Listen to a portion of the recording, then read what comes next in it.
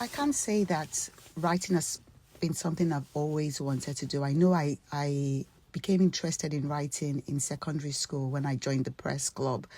It was something that I was tasked with putting up news articles and editing them in a sort of mini school newspaper, and I was supposed to read them in assembly. And I used to find it so exciting to get interesting news articles, put them together, edit them, and I started doing that. But I've always loved reading. And so reading was a way that also got me interested in writing, because when I was putting those articles together, I had free sort of editorial leeway to do whatever I wanted to do to make those articles interesting to high school people. So I enjoyed the process immensely. So I thought, oh, I have a natural knack for this thing. And so I started handwriting stories from my imagination in booklets, which I used to pass around my classmates. And they used to actually queue to get them.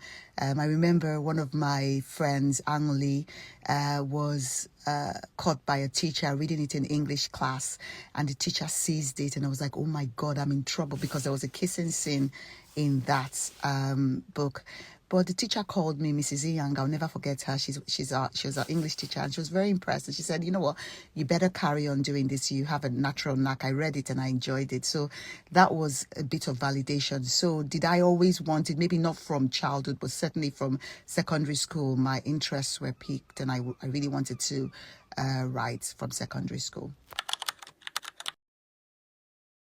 How do I balance my job as a doctor, wife, and as a mother? I think first of all, it's very hard. Anybody who says it's easy to balance anything with motherhood is just joking, because motherhood takes like a whole chunk of your life, and everything else you have to work around, including your job. So first, I work part-time, so I do have time in the daytime to write on the days I'm not working.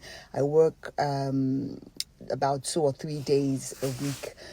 So the days that I'm not working and the children are in school, I can sit down in front of my computer and write. I have also decided to prioritize my writing and because writing gives me immense joy. And I thought, I don't want to give up something I enjoy doing because I'm a mother. My kids will not, I don't want to regret anything, and I don't want to use motherhood as an excuse to not live a life that I want to live. And so I have been more intentional. I say to my kids, I'm going to write now. Can you give me an hour break? I'll time myself and then tell them, you know what, you're not allowed to interrupt mommy for an hour. And they've grown up enough to understand that. My 5-year-old is still struggling with it, but my 16-year-old and 14-year-old understand this is mommy's writing time, and they leave me be to write. So I have managed to do that. But because I work part-time, I think I am able to do that a bit better. But again, even if you work full time, I think balancing is about priorities and what you think is your priority. And I think for me, writing makes me so happy to escape in a fictional world that I'm creating. Every time I write a book, I become the characters. I think like the characters. I consume those characters, and therefore, as long as those characters in my head, it's a priority for me to get them down on paper. So I create time.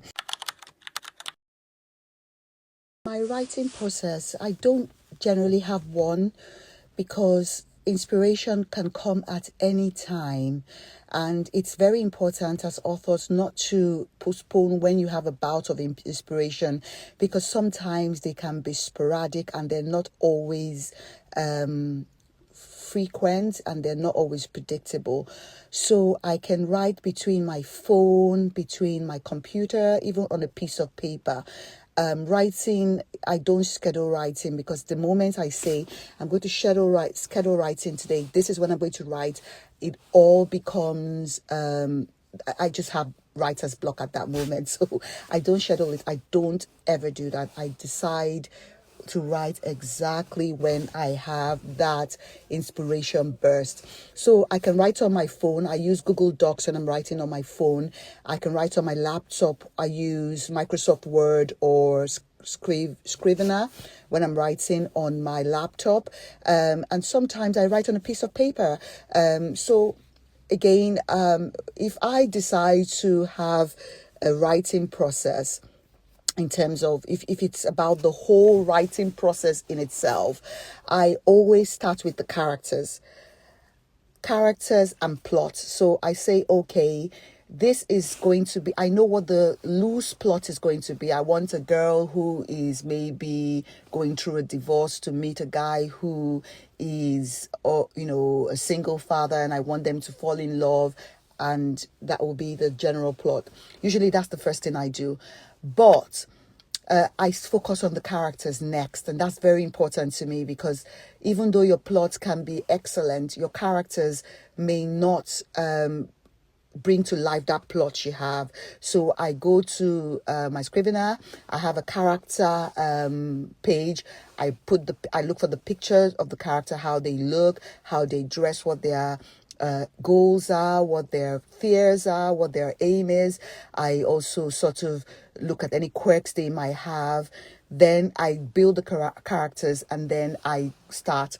Once I'm done with chapter 1, I always, before every chapter, I do a little mini summary of what I'm looking to write in that chapter before I go into it. So my process is plot first, character second, then writing third.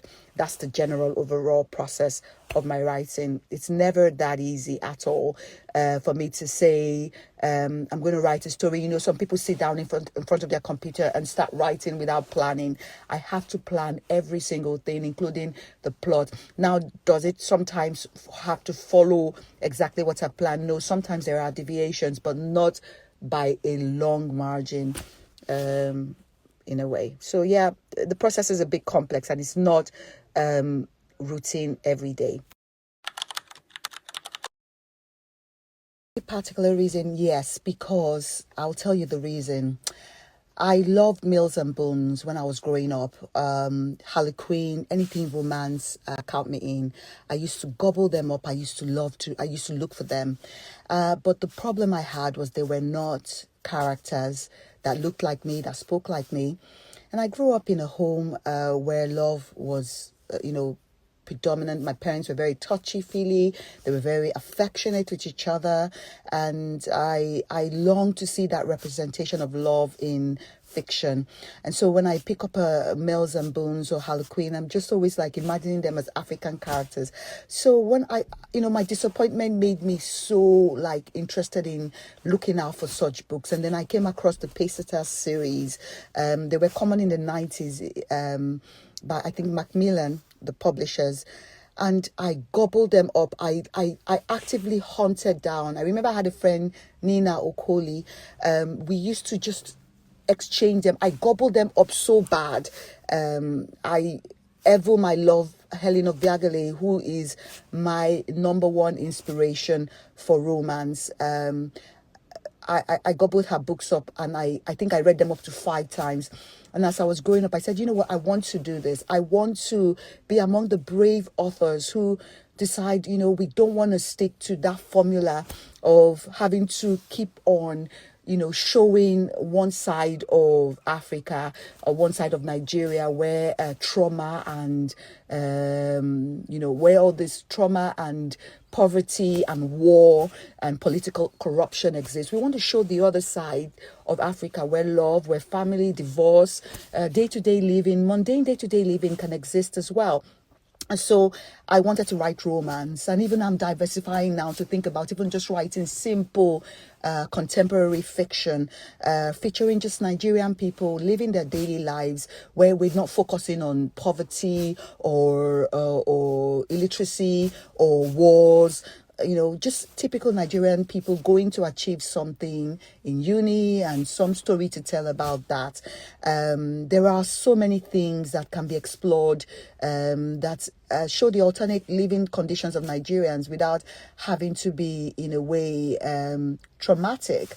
So I when I listened to Chimamanda's Dangers of a Single Story, it resonated within me so much, and I'm very glad that I wanted to do that. In Christmas at the Villa, it was so relatable because many Igbo people who live that don't live in Igbo land always return for Christmas in Igbo land. I remember my father used to make sure we all did it.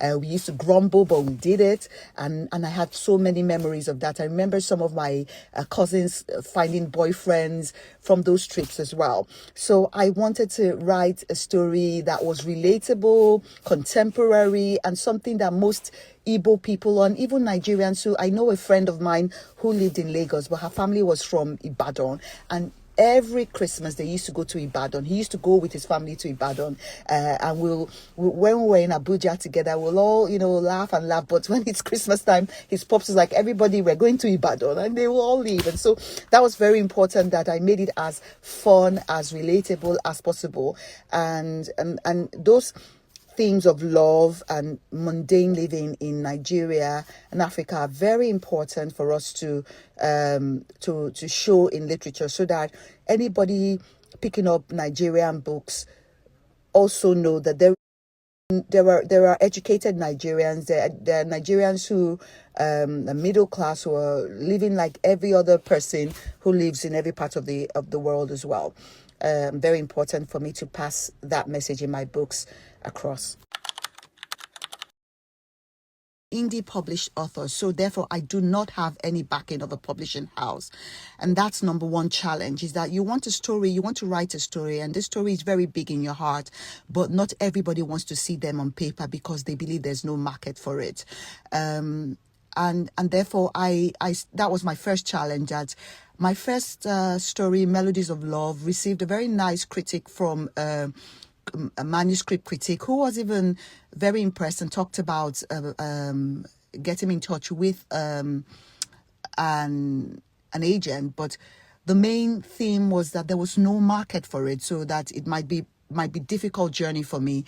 And at that time I was not prepared to pander and to beg people to read the story, because I knew there was a market for it. I knew that people like me in Nigeria longed for the books I write. So I decided, you know what, I'm going to self-publish. I'm not going to sort of wait and pander to somebody in London or in America to see me as worthy to publish. And therefore I decided to self-publish, and I was very impressed by the reception I got, particularly of my ebooks I put up on Okada Books and BAM Books when they were still available.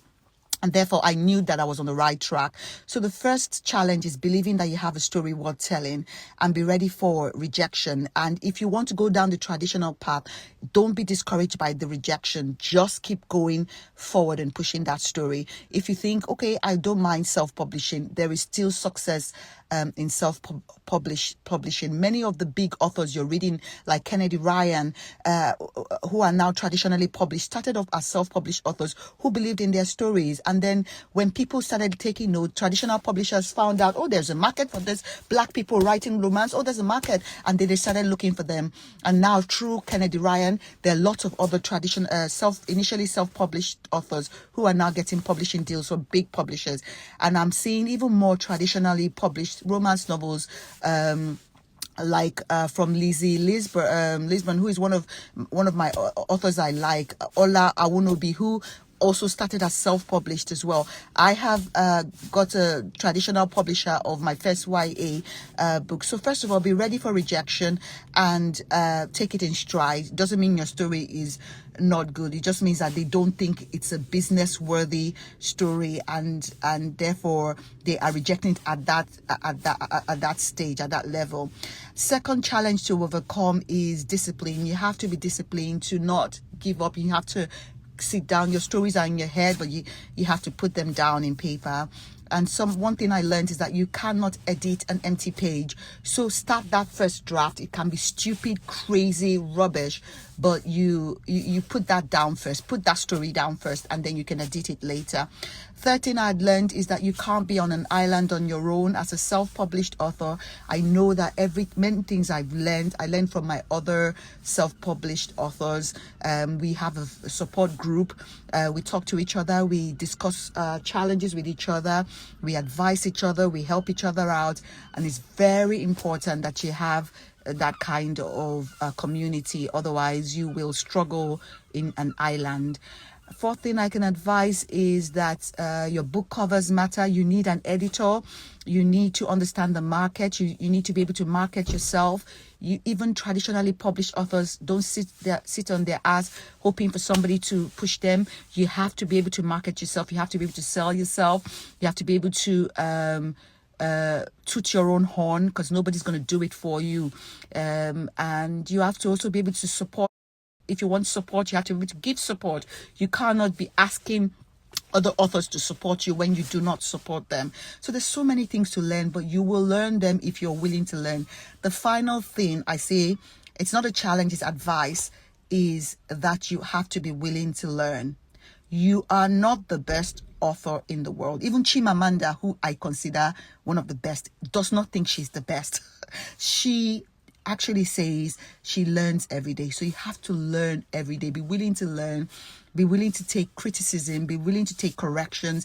But at the same time, if you know it's something that you are ready to put your foot down, that this is the way you want to go, don't let criticism shake you from that, because most of the best ideas come from ideas that are non-conventional.